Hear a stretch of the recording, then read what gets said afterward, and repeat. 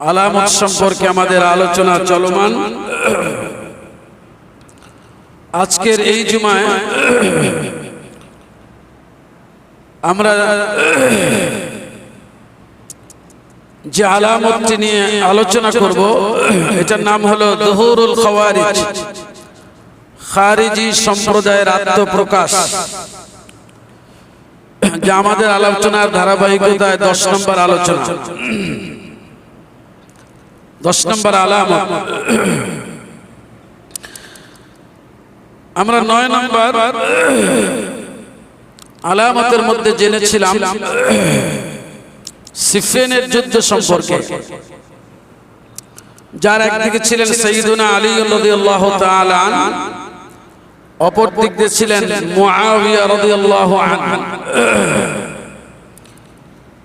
এই যুদ্ধ ইসলামের ইতিহাসে প্রথম ফিতনা নামে অভিহিত এবং এই যুদ্ধ ইসলামের ইতিহাসে অত্যন্ত স্পর্শকাতর একটি বিষয়, যে ব্যাপারে কথা বলতে গিয়ে অনেক সাবধানতা অবলম্বন করতে হয়। কারণ উভয় দিকেই ছিলেন এমন সব মানুষ যাদের সম্পর্কে আল্লাহ তাআলা বলেছেন রাদিয়াল্লাহু আনহুম, তাদের উপরে আল্লাহ তাআলা সন্তুষ্ট হয়ে গেছেন। তো যাদের উপরে আল্লাহ তাআলা সন্তুষ্ট হয়েছেন, সাহাবায়ে কেরাম রাদিয়াল্লাহু তাআলা আলাইহিম আজমাইন, তাদের ব্যাপারে কথা বলতে গেলে খুবই সতর্কতা অবলম্বন করতে হয়। যুদ্ধ সংগঠিত হয়েছিল ওসমান রাদিয়াল্লাহু তাআলা আনহুর হত্যার প্রতিশোধ নেওয়াকে কেন্দ্র করে। সাইয়্যিদুনা আলী রাদিয়াল্লাহু তাআলা আনহু চাচ্ছিলেন রাষ্ট্রীয় শৃঙ্খলা ফিরিয়ে এনে তারপরে তিনি বিচার করবেন। অপরদিকে মুআবিয়া রাদিয়াল্লাহু তাআলা আনহু তিনি চাচ্ছিলেন আগে বিচার হয়ে যাক। একটা পর্যায়ে এটা যুদ্ধের রূপ নিল, যাকে বলা হয় সিফিনের যুদ্ধ।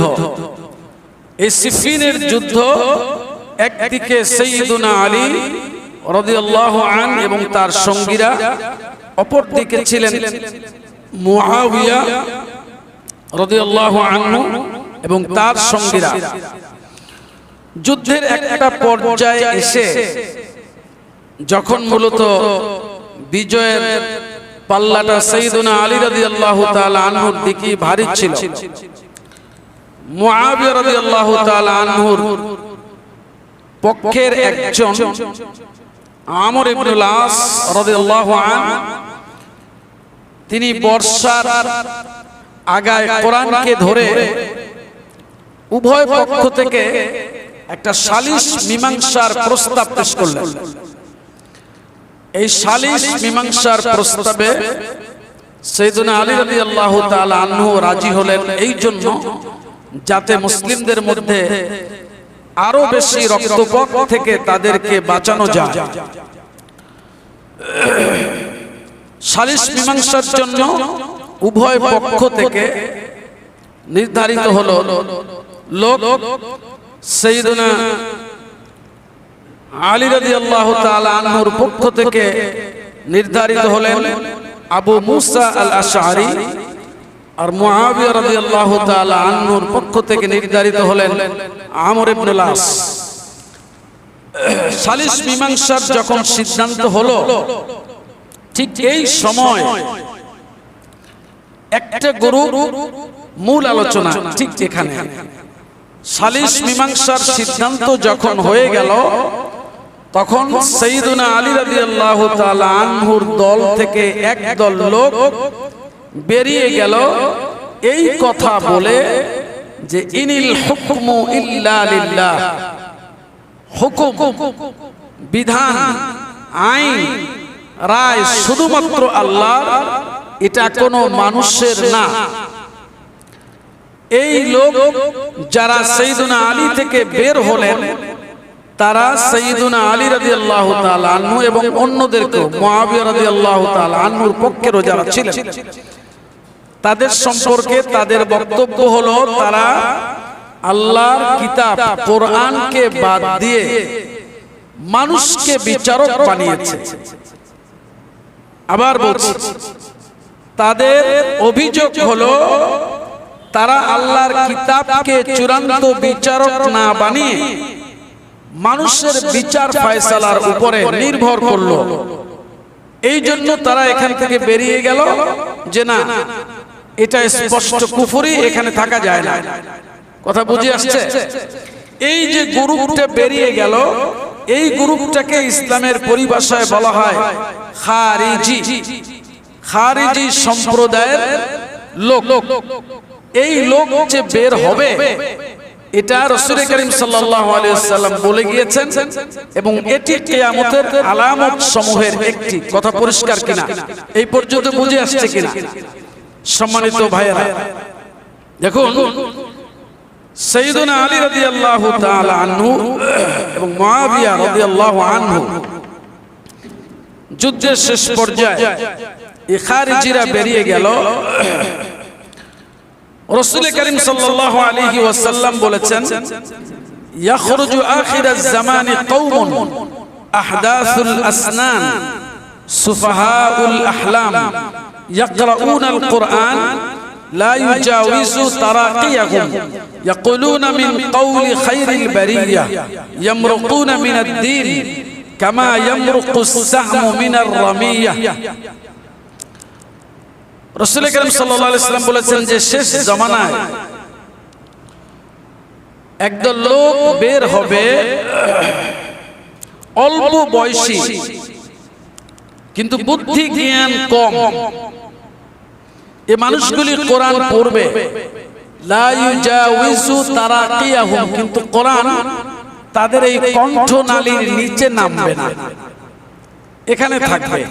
ইয়াকুলুনা মিন কওলি খায়রিল বারিয়া, তারা মানুষের জন্য উত্তম উত্তম কথা বলবে, কিন্তু দিন থেকে বেরিয়ে যাবে এমন ভাবে যেমন ভাবে তীর ধনুক থেকে বেরিয়ে যায়। সহজ করে যদি বুঝাই তাহলে বিষয়টা এমন যে একজন লোক সৃষ্টি হবে যেই মানুষগুলি কোরআনের কথা বলবে, জাহিরি সুরতে যাদের কথাগুলি খুব সুন্দর শোনাবে, কিন্তু মূলত তারা কোরআনের জ্ঞানের ক্ষেত্রে খুব ছোট থাকবে, তাদের আকল খুব অল্প থাকবে, কোরআনের অর্থ বোঝার ক্ষেত্রে গভীরতায় তারা পৌঁছাবে না। এবং এই মানুষগুলি দিন থেকে এমন ভাবে বেরিয়ে যাবে যেমন ভাবে তীর ধনুক থেকে বেরিয়ে যায়। সম্মানিত হাজরিন, এই খারিজি সম্প্রদায় সাইয়্যিদুনা আলী রাদিয়াল্লাহু তাআলা আনহুর দল থেকে যখন বেরিয়ে গেল, তাদের বেরিয়ে যাবার মূল অভিযোগ কি? এই কথাটা কি বুঝে আসছে? দেখি কে জবাব দিতে পারেন। মূল অভিযোগ কি?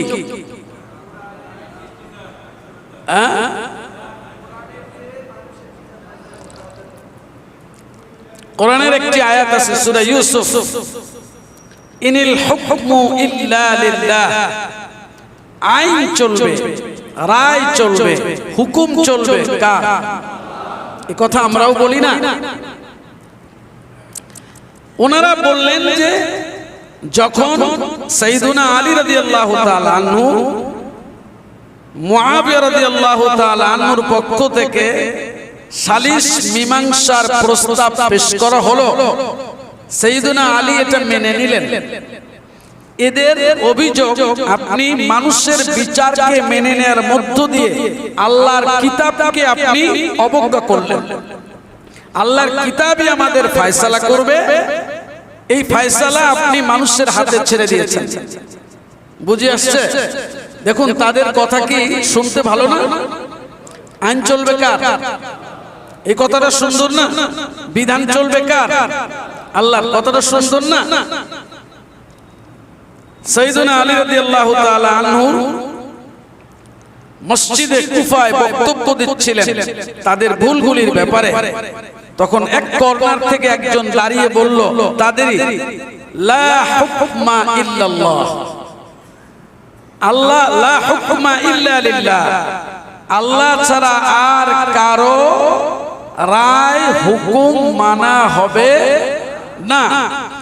এবং তারা সাইয়েদনা আলীর প্রতি লক্ষ্য করে বললেন, আশরাকতা ওয়া হাক্কামতা রিজালা ওয়া লাম তুহাক্কিম কিতাবাল্লাহ, আপনি শিরক করেছেন। নাউজুবিল্লাহ বলুন, আপনি কি করেছেন? সাইয়েদনা আলী রাদিয়াল্লাহু তাআলা আনহুকে শিরক করবেন, আপনি শিরক করেছেন এবং আপনি মানুষকে বিচারক বানিয়েছেন আর আল্লাহর কিতাবকে বিচারক বানান নাই। কাদের অভিযোগ? অতীব গুরুত্বপূর্ণ কথা। এটার সাথে বর্তমান সময়ের একটা বিষয়ের অত্যন্ত মিল আছে, আমি চেষ্টা করব সেটা বলবার, কিন্তু এটা আপনাদের উচিত সম্পূর্ণ মনোযোগ দিয়ে কথাগুলি শোনা, কারণ বর্তমান সময় একটা ফিতনা আছে যার মধ্যে আমাদের অসংখ্য মানুষ নিপতিত হয়ে গেছে। দেখুন, এই ঘটনার পর অর্থাৎ খারিজিরা বেরিয়ে গেল কোন দল থেকে? সাইয়েদনা, এদের সংখ্যা কেউ বলেছেন ৮,০০০, কেউ বলেছেন ১৬,০০০। তারা বেরিয়ে গেলেন। বেরিয়ে যাবার পর আব্দুল্লাহ ইবনে আব্বাস, রাইসুল মুফাসসিরিন, আব্দুল্লাহ ইবনে আব্বাস রাদিয়াল্লাহু আনহু সাইয়েদনা আলীর কাছে গিয়ে বললেন, আমাকে একটু অনুমতি দেন, আমি একটু তাদের কাছে যাব এবং তাদের অভিযোগ শুনবো এবং আমি জবাব দেব। কে? আব্দুল্লাহ ইবনে আব্বাস রাদিয়াল্লাহু তাআলা আনহু সাইয়েদনা আলীর কাছে অনুমতি চাইলেন। কাদের কাছে যাবেন? শব্দটা মনে রাখুন, খারিজি। কাদের কাছে যাবেন? খারিজিদের কাছে যাবেন এবং তারা কি অভিযোগে বেরিয়ে গেল এইটা জানতে চাইবেন এবং এটি খণ্ডন করবার চেষ্টা করবেন। সাইয়েদনা আলী বললেন, আমি ভয় করি যে তারা তোমার ব্যাপারে কষ্টদায়ক কিছু করে ফেলবে। আব্বাস রাদিয়াল্লাহু তাআলা বললেন যে না, আমি উত্তম চরিত্রের মানুষ, আমি কাউকে কষ্ট দেই না। এই নানান কথা বললেন যে আপনি ভয় করবেন না, ইনশাআল্লাহ আমি আশা করি তাদের যুক্তি আমি খণ্ডাতে পারবো। আল্লাহ তাআলা তাকে দিয়েছিলেন কোরআনের অগাধ জ্ঞান। সুবহানাল্লাহ বলুন। কাকে? আব্বাস না, আব্দুল্লাহ ইবনে আব্বাস। আব্বাস রাদিয়াল্লাহু তাআলা আনহুর ছেলে আব্দুল্লাহ ইবনে আব্বাস। সাইয়েদনা আলী অনুমতি দিলেন, চলে গেলেন। সাইয়েদনা আব্বাস বলছেন, ফাদাখালতু আলা কওমিন লাম আরা কাত আশাদ্দা মিনহুম ইজতিহাদান জিবাহুহুম কারহা মিনাস সুজুদ ওয়া আইদিহিম কাআন্নাহা সাফানুল ইবন ওয়া আলাইহিম কুমুস। নানান কথা বললেন। মূল কথাটা বলে, সমস্ত কথাগুলি বললে মানে দলিল হিসেবে বললে সময় হবে না। আব্বাস রাদিয়াল্লাহু তাআলা আনহু তিনি তাদের কাছে গেলেন, সালাম দিলেন। তো তিনি বললেন যে আমি ঢুকে তাদেরকে দেখলাম যে এই রকম ইবাদতের ক্ষেত্রে অত্যন্ত কঠিন ভাবে মগ্ন এমন মানুষ আমি কখনো দেখিনি। এই সম্প্রদায়ের কথা বললেন, এই লোকদের কথা। এরা কেউ মক্কার ছিলেন না, মদিনার ছিলেন না, ছিলেন কুফার। কোথার? ইরাকে। এটা মনে রাখতে হবে। এই যে খারিজি যারা, এরা কেউই মক্কার ছিলেন না, ছিলেন না মদিনারও। আবার বলছি, এরা কেউ মক্কার ছিলেন না, ছিলেন না মদিনারও কেউ ছিলেন না। কথা বুঝে আসছে? এটা অত্যন্ত তাত্ত্বিক একটা দিক। এরা কোরআনের সরাসরি সোহবত, কেউ আল্লাহ রাসূলের কাছ থেকে কেউ সোহবত লাভের সুযোগ পায়নি, এমন এক ধরনের লোকেরা। তো সাইয়েদনা আব্দুল্লাহ ইবনে আব্বাস বলছেন, তাদের চেহারার মধ্যে সিজদার দাগ দেখা যায় এবং তাদের হাতগুলো খুব শক্ত, কাপড় চোপড় ধোয়া পরিধান করা, নানান ধরনের কথা তাদের সম্পর্কে বললেন যেগুলো ইবাদতের ক্ষেত্রে যায়। সাইয়েদনা আব্বাস রাদিয়াল্লাহু তাআলা আনহু সালাম দিলেন। জবাবে তারা বলল, মারহাবান বি ইবনে আব্বাস মা জাআ বিক। আব্দুল্লাহ ইবনে আব্বাস, আপনাকে স্বাগত। কোন জিনিস আপনাকে আমাদের কাছে নিয়ে আসলো? কারা বলল? খারিজিরা কোন জিনিস, কেন আপনি আমাদের কাছে আসলেন? সাইয়েদুনা আব্বাস বললেন, আতাইতুকুম মিন ইনদিল মুহাজিরিন ওয়াল আনসার ওয়া মিন ইনদি সিকরি রাসূলিল্লাহ ওয়া আলাইহিম নাযালাল কুরআন ওয়া হুম আ'লামু বিতাউইলিহি মিনকুম। সাইয়েদুনা আব্বাস বললেন, আমি আসছি মুহাজির এবং আনসারদের তরফ থেকে, আর আসছি আমি রাসূলের জামাতার পক্ষ থেকে। কে? সাইয়েদুনা আলী রাদিয়াল্লাহু তাআলা। আব্বাস রাদিয়াল্লাহু আনহু বললেন, আব্দুল্লাহ ইবনে আব্বাস, আমি আসছি মুহাজিরদের আনসারদের পক্ষ থেকে এবং রাসূলের জামাতার পক্ষ থেকে। কে? আলী রাদিয়াল্লাহু তাআলা। ওয়া আলাইহিম নাযালাল কুরআন, আর কোরআন তাদের উপরই অবতীর্ণ হয়েছে। ওয়া হুম আ'লামু বিতাউইলিহি মিনকুম, কোরআনের জ্ঞানের ব্যাপারে, ব্যাখ্যার ব্যাপারে তোমাদের চাইতে তারা অধিক জ্ঞানী। কথাটা কেন বলছে? ওই যে বলেছিল কোরআনের আয়াত কি,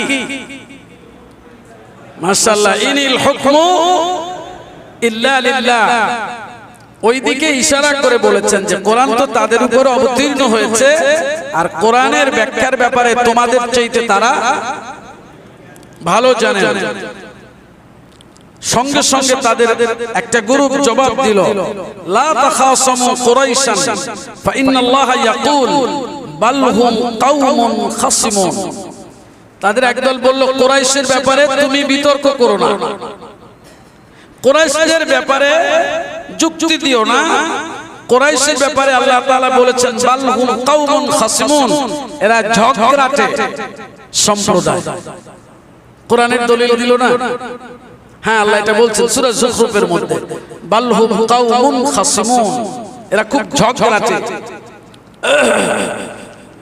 সাইয়েদুনা আব্দুল্লাহ ইবনে আব্বাস বললেন, ফাকুলতু হাতু মা নাকামতুম আলা সিকরি রাসূলিল্লাহ ওয়াল মুহাজিরিন ওয়াল আনসার। আচ্ছা, তোমরা মুহাজির ও আনসার এবং রাসূলের জামাইর ব্যাপারে যে প্রতিশোধ নিলে, এটার কারণ কি? কি কারণে তোমরা বের হয়ে আসলে? তোমাদের অভিযোগগুলো কি সেটা একটু বলো। ওয়ালাইসা ফীকুম মিনহুম আহাদ, যাদের উপরে কোরআন অবতীর্ণ হয়েছিল তাদের মধ্যকার কেউ তো তোমাদের মধ্যে নাই। বুঝে আসছে? কে বললেন? আব্দুল্লাহ ইবনে আব্বাস বললেন। কালু সালাসান, তারা বললেন তিনটা অভিযোগ। কয়টা? তিনটা। খারিজিরা সাইয়েদুনা আব্দুল্লাহ ইবনে আব্বাসের কাছে বললেন, আমরা যে তাদের থেকে বেরিয়ে এসেছি, এখান থেকে আমাদের আলোচনার মূল বক্তব্য যেটা আমাদের জন্য প্রয়োজন, বেরিয়ে এসেছি, এইটার অভিযোগ কয়টা? তিনটা। সাইয়েদুনা আব্বাস বললেন, ঠিক আছে, তোমাদের অভিযোগগুলো বলো। তো তারা বললেন, প্রথম অভিযোগ হলো ফাইন্নাহু হাক্কামার রিজালা ফি আমরিল্লাহ। প্রথম অভিযোগ হলো সাইয়েদুনা আলী তিনি মানুষকে বিচারক বানিয়েছেন আল্লাহর ব্যাপারে, অর্থাৎ আল্লাহ যে রায় দিয়েছেন সেই রায়ের ব্যাপারে আবার তিনি মানুষকে বিচারক বানিয়েছেন। ক্লিয়ার বিষয়টা? প্রথম অভিযোগ, অর্থাৎ কিতাব সরাসরি বিচার করবে সেটা না করে তিনি মীমাংসার জন্য মানুষের উপরে সুপর্দ করেছেন, এটা হলো প্রথম অভিযোগ। অথচ আল্লাহ তাআলা বলেছেন সমস্ত বিধান, রায়, হুকুম, নির্দেশ দেওয়ার একমাত্র অধিকার কার? আল্লাহ। তো বললেন যে ফামা শানুর রিজালি ওয়াল হুকমি বাদা কওলিল্লাহ, আল্লাহর কথার পরে মানুষের আবার এখানে কি মর্যাদা থাকতে পারে? খারিজিদের কথা। প্রথম অভিযোগ, আপনি কিতাব আল্লাহর কোরআনকে বাদ দিয়া মানুষকে বিচারক বানিয়েছেন।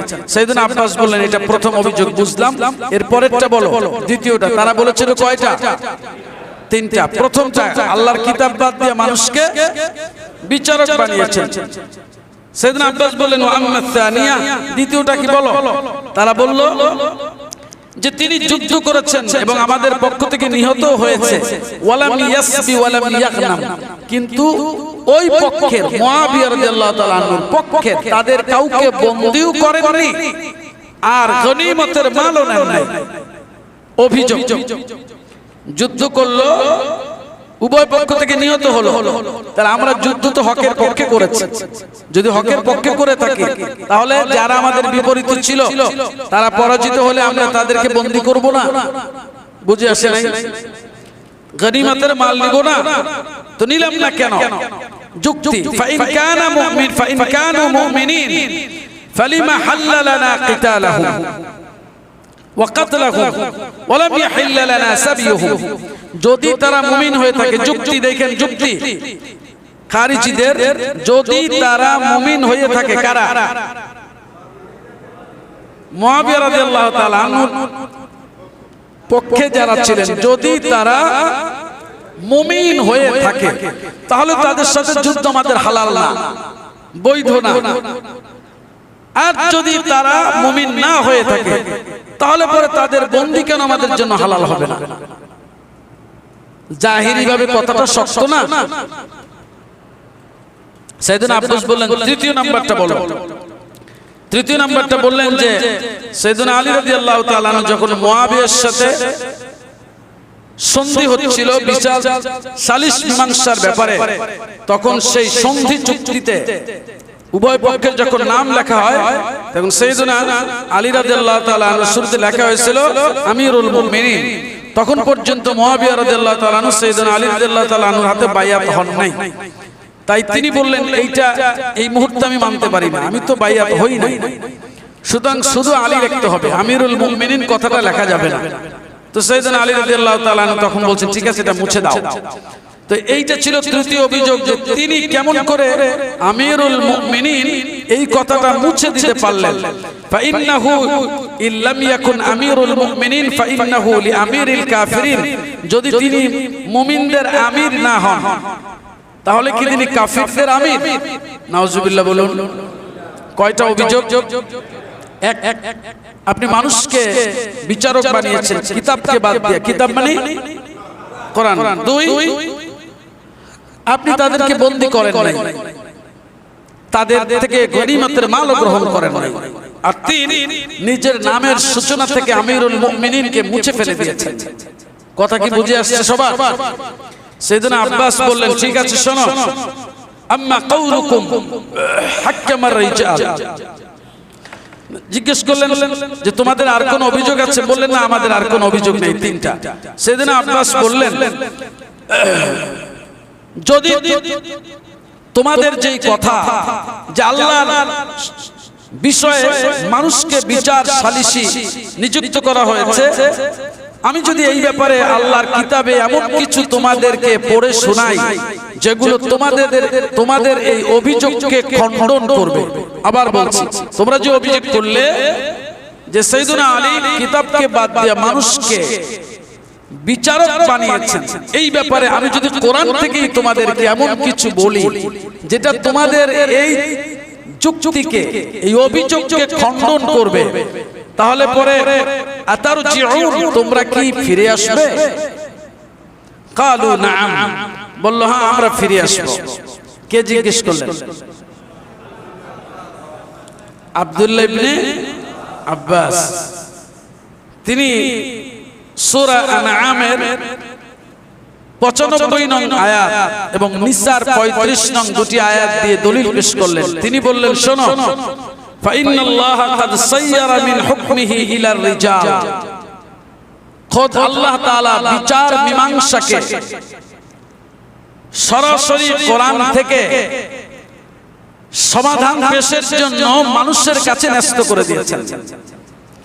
যেমন কোরআনের সূরা আনআমে আছে, ইয়া আইয়ুহাল্লাযীনা আমানু লা তাকতুলুস সাইদা ওয়া আনতুম হুরুম ওয়া মান কাতালাহু মিনকুম মুতাআম্মিদান ফাজাযাউ মিসলু মা কাতালা মিনান না'মি ইয়াহকুমু বিহি যাওয়া আদলিন মিনকুম।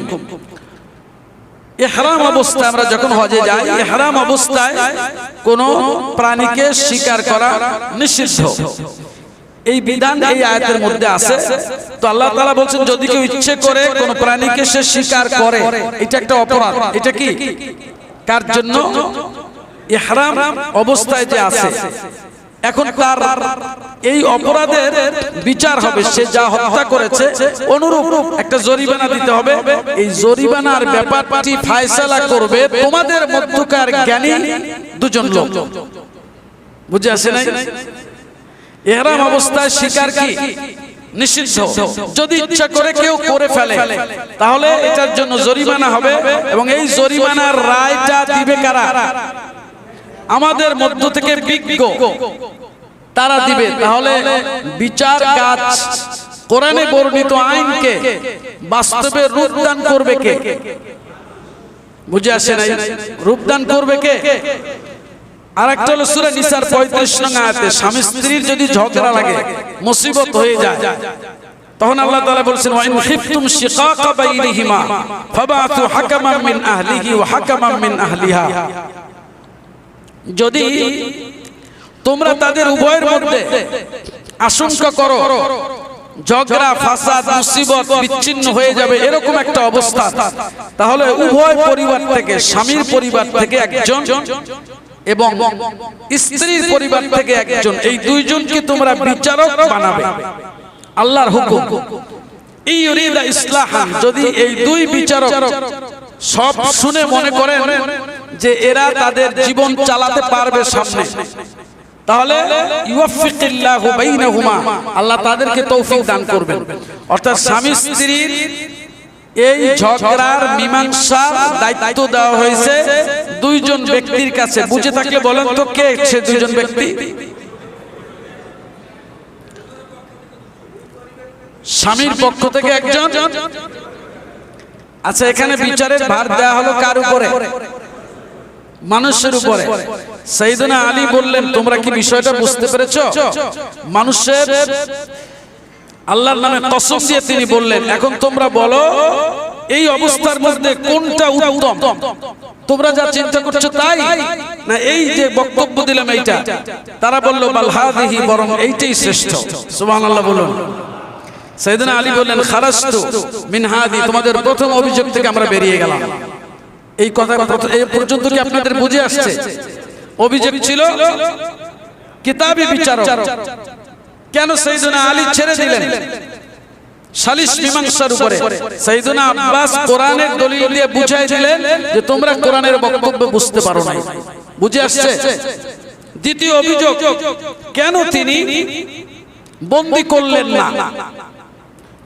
সাইয়েদনা আব্দুল্লাহ ইবনে আব্বাস জবাবে বললেন, শোনো, তোমরা কি তোমাদের মা আয়েশাকে বন্দী করবে? অর্থাৎ এই যুদ্ধে মুআবিয়া রাদিয়াল্লাহু তাআলা আনহুর পক্ষে ছিলেন আম্মা জান আয়েশা রাদিয়াল্লাহু তাআলা আনহা। বুঝে আসছে? আম্মা জান আয়েশা রাদিয়াল্লাহু তাআলা আনহা ছিলেন, তিনি ওসমান হত্যার বিচারের ব্যাপারে ওই দিকে ছিলেন। এখন সাইয়েদনা আব্বাস, আব্দুল্লাহ ইবনে আব্বাস বললেন, তোমরা কি তোমাদের মা আম্মা জান আয়েশা রাদিয়াল্লাহু, রাসূলের স্ত্রীরা মুমিনদের কি? নবীর স্ত্রীরা মুমিনদের কি? মা। তোমরা কি তোমাদের মাকে বন্দী করবে? ফাওয়াল্লাহি লা ইন কুলতুম লাইসাত বিউম্মিনা, আল্লাহর কসম যদি তোমরা বলো সে আমাদের মা না, লাকাদ খারাজতুম মিনাল ইসলাম, তাহলে তোমরা ইসলাম থেকে বেরিয়ে গেছো। বুঝে আসছে যুক্তি? তোমরা কি তোমাদের মাকে বন্দী করবে? যদি তোমরা বলো যে সে আমাদের মা না, কে? তাহলে আল্লাহর কসম তোমরা ইসলাম থেকে। আর যদি তোমরা বলো আল্লাহর কসম যে আমরা অবশ্যই তাকে বন্দী করব এবং তার ব্যাপারে তাই হালাল মনে করব যা অন্যের জন্য হালাল হয়, লাকাদ খারাজতুম মিনাল ইসলাম, তাহলে আল্লাহর কসম এই ক্ষেত্রে তোমরা ইসলাম থেকে বেরিয়ে গেছো। দলিল কি? সূরা আহজাব আয়াত নাম্বার 6, আন-নাবিয়্যু আউলা বিল মুমিনিনা মিন আনফুসিহিম ওয়া আজওয়াজুহু উম্মাহাতুহুম, নিশ্চয়ই মুমিনদের কাছে রাসূল সবথেকে গুরুত্বপূর্ণ তাদের নিজেদের জীবন থেকেও। ওয়া আজওয়াজুহু উম্মাহাতুহুম, আর রাসূলের স্ত্রীরা মুমিনদের মা। বুঝে আসছে? তাহলে মাকে বন্দী করা যায়? যুক্তি বুঝে আসছে? সাইয়েদনা আব্বাস বললেন খারাজতু মিন হাদি, তোমাদের এই যে যুদ্ধবন্দী কেন করে নাই, এই অভিযোগ থেকে কি আমরা বের হয়েছি? কালু নাম বলল, হ্যাঁ আপনারা বের হয়েছেন। বুঝে আসে নাই কথা? সাইয়েদনা আব্বাস যুক্তি দিলেন কি দিয়া? আব্দুল্লাহ ইবনে আব্বাস দলিল দিলেন কি দিয়া? শেষ অভিযোগ তিনি তার নামের শিরোনাম থেকে আমিরুল মুমিনিন মুছে ফেলে দিয়েছেন। সাইয়েদনা আব্বাস আল্লাহর পক্ষ থেকে, মুহাম্মাদুর রাসূলুল্লাহর পক্ষ থেকে সঙ্গে সঙ্গে মুশরিকরা বলে উঠল, না না না, আল্লাহর কসম, আমরা যদি আপনাকে রাসূল জানতাম তাইলে তো আপনার সাথে আমরা যুদ্ধ করতাম না। বুঝে আসে নাই কথা? চুক্তিনামায় লিখবে মুহাম্মাদুর, নির্দেশ দিলেন কে? রাসূল কারীম সাল্লাল্লাহু আলাইহি ওয়াসাল্লাম। কথা বুঝতে হবে তো, আল্লাহু আকবার। বাংলায় তো বলছি, এতটুকু তো বোঝার চেষ্টা করতে হবে। সাইয়েদনা আলীকে মুহাম্মদ সাল্লাল্লাহু আলাইহি ওয়াসাল্লাম বললেন, তুমি লেখো মুহাম্মাদুর রাসূলুল্লাহ এই চুক্তিনামার পক্ষ, তিনি এটা সম্পাদন করছেন। বুঝে আসছে? সাথে সাথে মুশরিকরা বলল, না আপনি আল্লাহর রাসূল, এটা আমরা তো মানি না, মানলে তো আপনার সাথে আমরা লড়াই করতাম না। সুতরাং রাসূলুল্লাহ এই কথাটা আমরা মানতে রাজি নই। বিষয়টা সহজ না ভারী? রাসূলুল্লাহ মেনে না নেওয়াটা কি সহজ না ভারী? আল্লাহ রাসূল বললেন, আল্লাহুম্মা ইন্নাকা তা'লামু আন্নী রাসূলুল্লাহ, আয় আল্লাহ আপনি জানেন আমি আল্লাহর রাসূল। সুবহানাল্লাহ বলেন। কে বললেন? আমাদের নবী বললেন, আল্লাহুম্মা ইন্নাকা তা'লামু আন্নী রাসূলুল্লাহ, আল্লাহ গো তুমি নিশ্চয়ই জানো আমি তোমার রাসূল। এইটা বলে আল্লাহ রাসূল আলীকে বললেন, ইয়া আলী ইমহা, ইয়া আলী, আলী তুমি এই রাসূলুল্লাহ কথাটা লিখে দাও, মুছে দাও। রাসূলুল্লাহ কথাটা মুছে ফেলো। সাইয়েদনা আলী রাদিয়াল্লাহু তাআলা আনহু রাসূলের নির্দেশ মোতাবেক লিখলেন, হাদা মা ইসতালাহা আলাইহি মুহাম্মদ বিন আব্দুল্লাহ, এটা মুহাম্মদ বিন আব্দুল্লাহর পক্ষ থেকে এই চুক্তিনামায় স্বাক্ষর করা হচ্ছে। একটা পক্ষ, যার পক্ষের নাম হলো মুহাম্মদ বিন আব্দুল্লাহ, মুহাম্মদ রাসূলুল্লাহ না। মুছে ফেলা হলো কি? আব্দুল্লাহ ইবনে আব্বাস এই যুক্তি তাদের সামনে পেশ করলেন। কাদের সামনে? খারিজি তৃতীয় অভিযোগ ছিল। বলেন যে ফাওয়াল্লাহি লা রাসূলুল্লাহি খায়রুম মিন আলী ওয়া কাদ মাহা নাফসা, শোনো আল্লাহর কসম, আল্লাহর রাসূল আলী থেকে শ্রেষ্ঠ, তিনি তার নামের সূচনা থেকে রাসূলুল্লাহ মুছে ফেলে দিয়েছিলেন। সুতরাং আলী রাদিয়াল্লাহু তাআলা আনহু যে বিশেষ প্রেক্ষাপটে এটা মুছে ফেলে দিয়েছেন, এটা আমিরুল মুমিনিন হাকিকতে মুছে ফেলা না। রাসূলুল্লাহ মুছে ফেলা মানে রাসূলুল্লাহ মুছে ফেলা নয়। এখন কি তোমরা বুঝলা? তিনটা অভিযোগ ছিল। আল্লাহর কিতাবকে বিচারক বানান নাই, মানুষকে বানিয়েছেন। বন্দীদের যুদ্ধে বন্দী করেন নাই। আর তৃতীয়, আপনার নামের সূচনা থেকে আমিরুল মুমিনিন মুছে ফেলে দিয়েছেন। এই বক্তব্য শুনে তাদের পক্ষ থেকে 2000 বেরিয়ে গেল। সুবহানাল্লাহ বলুন। সত্য বুঝতে পারলো কত? 2000।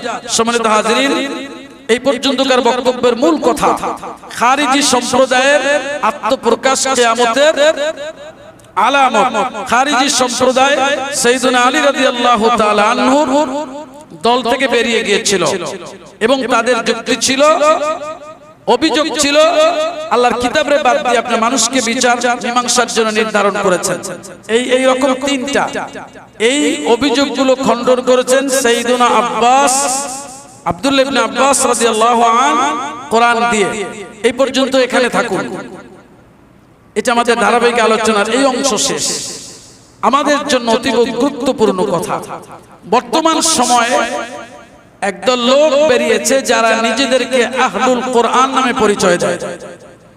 আবার বলছি, বর্তমানে একদল লোক বেরিয়েছে যারা নিজেদেরকে আহলুল কোরআন মানে কোরআনের আহাল বলে পরিচয় দেয়। কিন্তু এই মানুষগুলি জানি না কাদের দ্বারা তারা পরিচালিত, আল্লাহু আ'লাম। কিন্তু আমার যতদূর জ্ঞান বুদ্ধি, তাতে আন্তর্জাতিক পরিমণ্ডল থেকে ইসলামের ভেতরে নানান ধরনের ফিতনা সৃষ্টির জন্য যেই প্রচেষ্টা তারই একটি অংশ হচ্ছে এটি। এই মানুষগুলি আহলে কোরআন পরিচয় দেয়, কিন্তু আসলে তারা আল্লাহ রসুলের হাদিসকে অস্বীকার করে। কথা বুঝে আসছে? আপনাদের কারো সাথে এমন কথা হয়েছে কিনা জানি না, বা শুনেছেন কিনা? শুনেছেন কেউ? যারা আলেম, যারা এদের সম্পর্কে জানে, তারা কথাবার্তা শুনেছে জানে। আমি একাধিক মানুষের সঙ্গে কথা বলেছি এবং দেখেছি যে তারা আসলে গোমরাহ। তারা আল্লাহর কোরআনকে তাদের বক্তব্য ওই খারিজিদের মতো, যে আল্লাহর কোরআনে আল্লাহ তাআলা বলছে, খুব মজার কথা এবং জরুরি কথা, কোরআনে আল্লাহ তাআলা বলছে ওয়ানাজ্জালনা আলাইকাল কিতাবা তিবয়ানান লিকুল্লি শাই, আমি আপনার কাছে এমন একটা কিতাব অবতীর্ণ করেছি যার মধ্যে সবকিছুর পরিষ্কার বর্ণনা আছে। সূরাতুন নাহল। তাহলে কোরআনের মধ্যে সবকিছুর বর্ণনা আছে, হাদিস লাগবে কেন? বুঝে আসে না এই কথা? এটা হলো ওই আহলে কোরআন নামক পথভ্রষ্ট জনগোষ্ঠীর বক্তব্য।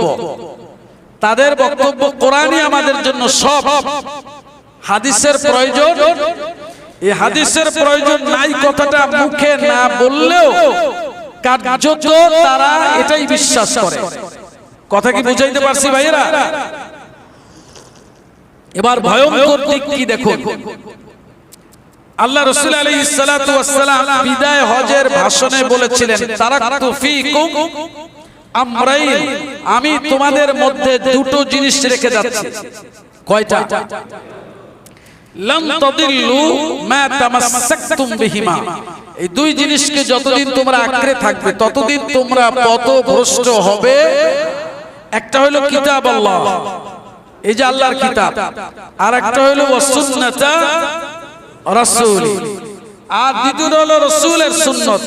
তার মানে কোরআন এবং হাদিস যে ভান্ডার, আল্লাহ রাসূল আমাদেরকে যে পথ নির্দেশনা দিয়েছেন, এই দুই জিনিস যতদিন আঁকড়ে ধরে রাখবো ততদিন আমরা পথভ্রষ্ট হব। তাহলে এই কোরআন আল্লাহর কিতাব, কোনো সন্দেহ নাই, এই কোরআনে কোনো ভুল নাই, কোনো সন্দেহ নাই। এই কোরআনে মানব জীবনের সব সমস্যার সমাধান পেশ করেছে, কোনো সন্দেহ নাই। কিন্তু আপনি কোরআনের বক্তব্যে বাদ দিয়া যদি আপনি বলেন আমি কোরআন মানি, তাহলে হবে? আবার প্রশ্ন করছি, আমি দলিল দেব যাতে আপনারা বোঝেন। কোরআন মানব জীবনের সমস্ত সমস্যার সমাধান করতে পারে কিনা? সন্দেহ আছে কোনো? সব সমস্যার সমাধান দিতে পারে। এই কথা স্বীকার করে যদি আপনি কোরআনের বক্তব্যের বাইরে গিয়া নিজের মতো করে এটা তালাশ করেন, তাহলে হবে? কেন হবে না? শুনেন, সূরাতুন নাহল আয়াত নাম্বার 44। যারা পড়াশোনা জানেন, আমি আপনাদেরকে আবেদন করব আপনারা এই অংশটুকু পড়বেন, যাতে কোন রকমের কখনো কোনো পথভ্রষ্ট ব্যক্তির খপ্পরে আপনি পড়ে না যান। এবং এই খপ্পরে যারা পড়ছে তাদের 98% শুধু শিক্ষিত তাই না, বরং উচ্চ শিক্ষিত। আবার বলছি, যারা এই খপ্পরে পড়ছে, এই খপ্পরের 98% শুধু শিক্ষিতই না, কি হোক আলেম অথবা গায়রে আলেম। আলেম শ্রেণীর মধ্যে যারা, তারাও এমন, গায়রে আলেম যারা জেনারেল শিক্ষিত তারাও এই পর্যায়ে, অর্থাৎ কেউ সাধারণত অশিক্ষিত না, কারণ এটা একটা গভীর ষড়যন্ত্র। সূরা নাহল আয়াত নাম্বার কত বলেছি? وأنزلنا إليك الذكر لتبين للناس। সুবহানাল্লাহ বলুন। ও নবী, আমি আপনার কাছে জিকির অবতীর্ণ করেছি। জিকির মানে, জিকির মানে আমি আপনার কাছে কোরআন অবতীর্ণ করেছি। খেয়াল করুন নবী, আমি আপনার কাছে কোরআন অবতীর্ণ করেছি লিতুবাইয়িনা লিন-নাস, যাতে কোরআনের মধ্যে মা নুজিলা ইলাইহিম, তাদের কাছে যা অবতীর্ণ করা হয়েছে, কাদের কাছে? মানুষের জন্য।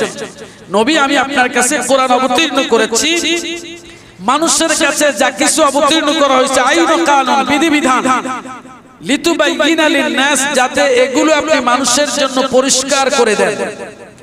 আরো সহজ বাংলায়, নবী, আমি আপনার কাছে কোরআন অবতীর্ণ করেছি, এই কোরআনের ব্যাখ্যা এই কোরআনের বক্তব্য, এই কোরআনে আমি যা বলতে চেয়েছি, এই কথা আমি যে কথাগুলি বলেছি, কথাগুলির যে উদ্দেশ্য, এটি আপনি মানুষের কাছে যাতে পরিষ্কার করে দেন, এটা আপনার দায়িত্ব। ওয়ালা আল্লাহুম ইয়াতাফাক্কারুন, হয়তো তারা চিন্তা ভাবনা করবে। তার মানে এই কোরআনের বক্তব্যকে পরিষ্কার করে দেওয়ার আল্লাহ প্রদত্ত দায়িত্ব কার? আল্লাহ রাসূলের। কথা কি বুঝে আসছে? আল্লাহর কোরআনের বক্তব্য মানুষের কাছে পরিষ্কার করে দেওয়ার আল্লাহ প্রদত্ত দায়িত্বটা কার? আল্লাহর রাসূলের। দলিল সূরা আন-নাহল আয়াত নাম্বার 44। আচ্ছা, এই জন্যই রাসূল বিদায় হজের ভাষণে বলেছেন, আমি তোমাদের কাছে দুইটা জিনিস রেখে গেলাম। কয়টা জিনিস? একটা কোরআন, একটা হাদিস। আমি যে 23 বছর পর্যন্ত কোরআনের ব্যাখ্যা প্রসঙ্গে সমাজ জীবনে বাস্তব যা কিছু প্রতিষ্ঠিত করেছি, এই ব্যাখ্যা তোমাদের কাছে রেখে গেলাম। এখন এই কোরআন সমস্ত সমস্যার সমাধান পেশ করে। আচ্ছা, এইটা যদি আমরা একজন সবজি বিক্রেতার কাছে, যিনি সবজি বিক্রি ভালো, মানে কাজ হালাল, তাকে ছোট করা নয়, মানে বোঝানোর জন্য তিনি সবজি বেচা কেনা করেন, ওই ভাইয়ের কাছে গিয়ে যদি আমরা বলি যে আপনি কোরআনের এই আয়াতের ব্যাখ্যা হবে কি বলে দেন, তো তিনি বলতে পারবেন? সম্ভব? এইভাবে কোরআনে বক্তব্য আছে, কিন্তু এইটা বলে দেওয়ার জন্য কোরআনের এক্সপার্ট লোক লাগবে না? না, যে কেউ বলতে পারবে। আবার এই সেই বক্তব্য যদি কেউ দিতে চায়, তাহলে শুধুমাত্র এই কোরআন দিয়ে না, এর সাথে আল্লাহর রাসূলের ব্যাখ্যা যুক্ত হতে হবে। তা না হলে আপনি বুঝবেন না কিছু। কোরআনে তো আপনার জন্য সব কথা একটা একটা করে বলে নেই, কোরআন মূল বক্তব্য দিয়েছে। যদি জীবন সমস্যার সব সমাধানের জন্য বিস্তারিত খুলে সব কিছু একদম একটা একটা করে বর্ণনা করত, তাহলে এই রকম 5000 পৃষ্ঠা হইলে 10,000 পৃষ্ঠা হইলেও তো যথেষ্ট হবে না। হবে? আরো সহজ করে বলি আপনাদেরকে, দেখেন কোরআনে নামাজের কথা বলা হয়েছে, রুকুর কথা বলা হয়েছে, সিজদার কথা বলা হয়েছে। রুকু কেমনে হবে, সিজদা কেমনে হবে, এইটা কোরআন বলে নাই। বুঝাইতে পারি না এই কথা? কোরআন বলা হয়েছে ইয়া আইয়ুহাল্লাযীনা আমানু রুকউ, হে মুমিনরা রুকু করো, ওয়াসজুদু, সিজদা করো। রুকু কেমনে করবে এটা আমি জানবো কেমনে? বুঝাইতে পারি না এই কথা? এটা জানিয়েছেন কে? রাসূল করিম সাল্লাল্লাহু আলাইহি ওয়াসাল্লাম। তিনি উম্মতের সামনে রুকু করে দেখিয়েছেন, এই যে দেখো কোরআন যে রুকু করতে বলেছে, আমি মুহাম্মদ এই যে রুকু করলাম, এই হলো কোরআনের নির্দেশ মতো রুকু করা। ওইটা সাহাবায়ে কেরাম দেখেছেন, সাহাবায়ে কেরামরা তাবেঈনরা দেখেছেন, তাবেঈনরা তাবেঈনরা দেখেছেন। ওইভাবে দেখতে দেখতে আমাদের পর্যন্ত নামাজ এসে পৌঁছেছে। কথা কি বুঝে আসছে? তাহলে কোরআন, আহলে কোরআন নামে যারা আল্লাহ রাসূলের 23 বছরের সুন্নাহকে, 23 বছরের দ্বীন প্রতিষ্ঠার বাস্তব অবস্থাকে অস্বীকার করে, এই মানুষগুলি মূলত একটা চক্রান্তের শিকার। তারা মুসলিম উম্মাহকে মূল হিদায়াত থেকে সরিয়ে দিতে চায়। কথা কি বুঝাইতে পারছি ভাইরা? সুতরাং কেউ যদি বলে শুধু কোরআন মানি, ও মুসলমান না। যদি বলে রাসূলকে মানি না, কারণ রাসূলকে না মানলে তো মুসলমান থাকে না। কেউ যদি বলে শুধু রাসূলকে মানি, তাহলে হবে না। মানতে হবে কোরআন এবং মানতে হবে রাসূল, দুটোই মানতে হবে, একটা আরেকটার পরিপূরক। কথা কি বুঝাইতে পারছি? সুতরাং খারিজিরা তারা পথভ্রষ্ট হয়ে যাওয়ার কারণ ছিল তারা আল্লাহর কোরআনের হেদায়েতকে রাসূলের দেওয়া চোখ দিয়া, রাসূলের দেওয়া হেদায়েতের আলো দিয়ে, রাসূলের দেওয়া পথ নির্দেশনা দিয়ে বুঝতে চেষ্টা করে না। কথা বুঝে গেল? এজন্য পথভ্রষ্ট হয়ে গেছে। আল্লাহ সুবহানাহু ওয়া তাআলা আমাদেরকে সত্যের উপরে কায়েম ও দায়েম থাকার তৌফিক দান করুন। সমস্ত ধরনের গোমরাহি থেকে আল্লাহ তাআলা আমাদেরকে হেফাজত করুন।